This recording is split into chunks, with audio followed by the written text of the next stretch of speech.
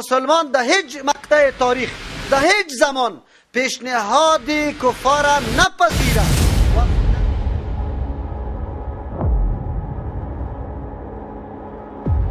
می نشان نده در مقابل کفار هیچگاه هماهنگ نشوه.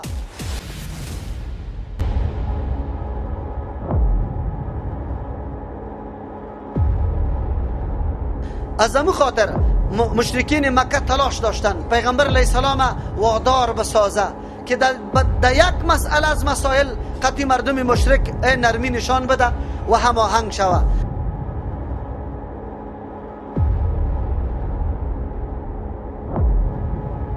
حال تبلیغات میشه که امارت اسلامی افغانستان خدا نخواسته مخالف اهل تشیع است. یک گپ برات واضح کنیم،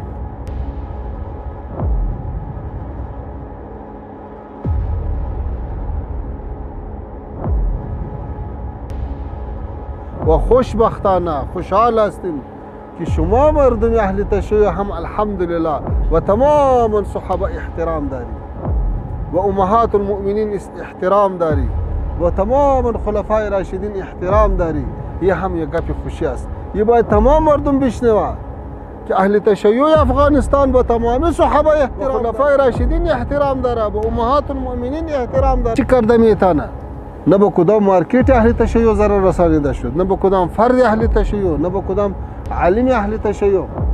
زیرا ما نظریه ایران نداریم. ما تمام مردم افغانستان، تمام مردم اگر هر کس باشه از هر قوم باشه اون مردم افغانستان است و این خانه از راههای مختلف آمدن به پیش پیغمبر.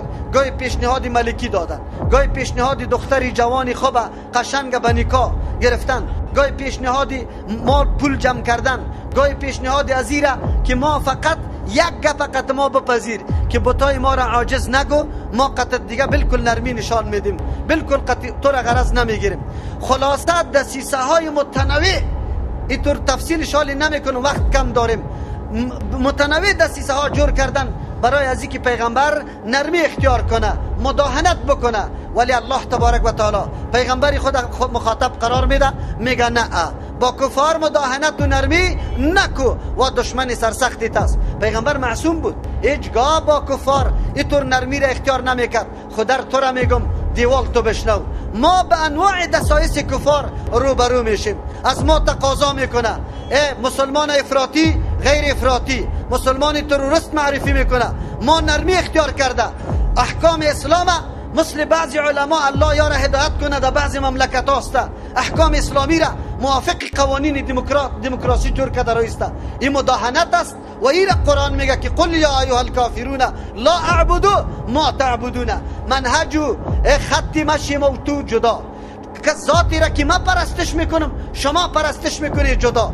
ما دو با هم به هیچ وجه یک جا شده نمیتونیم. در دین مداهنت نیست. اینجا اوایل است الله به پیغمبر درس میده که نه در راه از وار روان میشی، نه معبود از وار تعظیم میکنی. از او خاطر آل مسلمان ها را بسیار درسی عظیم داد با امرای کفار سازش نکنی. دین ما جداست، دین از وا چیست جدا. معبود ما الله را به یگانگی میپرستیم و الله را به یگانگی نمیپرسته. گاهی هم موافق نمیشیم. اگر به نام مسلمان است، اگر تذکیره اسلام داره، اگر در حاضری مسلمان نامش نوشته شده، اما منهج عبادت از او از ما فرق داره. او با پیش زیارت ها میره، او جنده ها بالا میکنه، او نوروز تعظیم میکنه، او صحابه را بد میگه، او صحابه را مرتد میگه، او خلفای راشدین جبت و طاغوت بگویه، او عایشه رضی الله عنها زانیه بگویه. منهج از او جداست، از ما جداست. گاهی هم با هم یک جا شده نمیتونیم. او در حاجتای خود قبرا را آواز میده، من در حاجتای خود الله را آواز میدم. گاهی با هم یک جا شده نمیتونیم، ولو که پدر باشه، ولو که برادر باشه، ولو که خواهر و مادر باشه، که این نظریه و مفکوره داشته باشه، با هم یک جا نیستیم. قرآن همینطور اعلان میکنه. بسم الله الرحمن الرحیم. قل بگوی پیغمبر علیه السلام اعلان کو دندانی از یارا، تمی دندانی از یارا بکش که یاد دیگه تمه نکنه در مورد تو. یا ایها الکافرون، ما قطعی شما ضدیت نداریم. ضدیت اینا بنابر یک صفت است. قطعی شخصی کسی ما دشمنی نداریم. قطعی نام دشمنی بگوی نداریم. ما قطعی صفت مذموم دشمنی داریم. اینجا کدام صفت مذموم است؟ چی است بگوی؟ کفر، انکار کردن از برنامه حق، از دین حق انکار کردن. قل بگوی پیغمبر علیه السلام یا ایها الکافرون، ای مردمایی که کافر هستی، انکار از دین حق میکنه، برنامه حق میکنه. لا اعبد، ما عبادت نمیکنیم، ما همون چیزی را، ما همون معبودی را تعبدون که شما عبادت میکنه، ما او معبودی را عبادت نمیکنیم که شما عبادت میکنه. ولا انتم نیست شما عابدون عبادت کننده، ما همون معبودی را اعبدو که ما عبادت میکنیم و هم عبادت میکنه.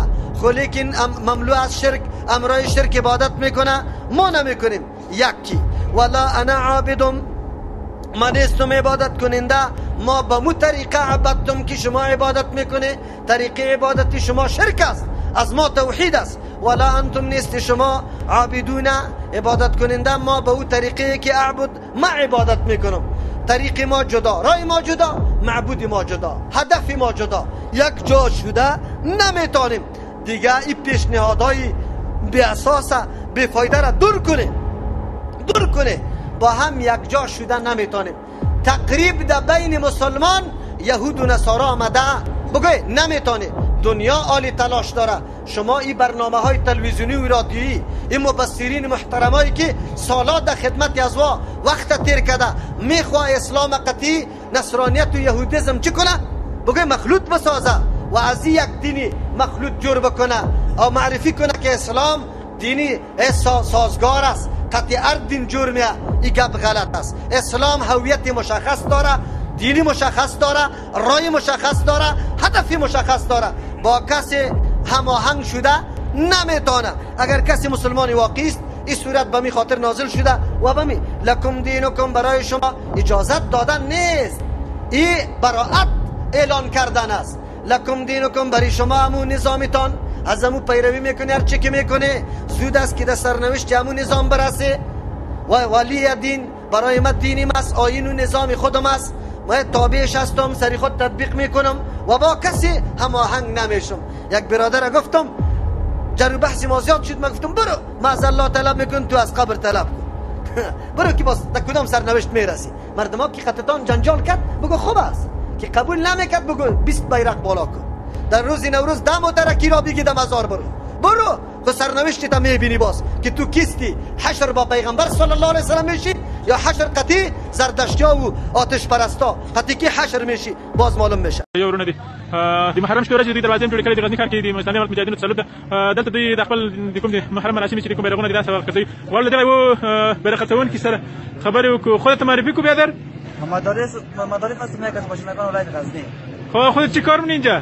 اینجا ولا پرچم سودا می‌کنم. یا چه خاطر است، چه قصه است؟ از خاطر محرم است. چی سودا می‌کنی؟ تا یک چی فرمان معرفی کو چی است؟ توپای نو هست.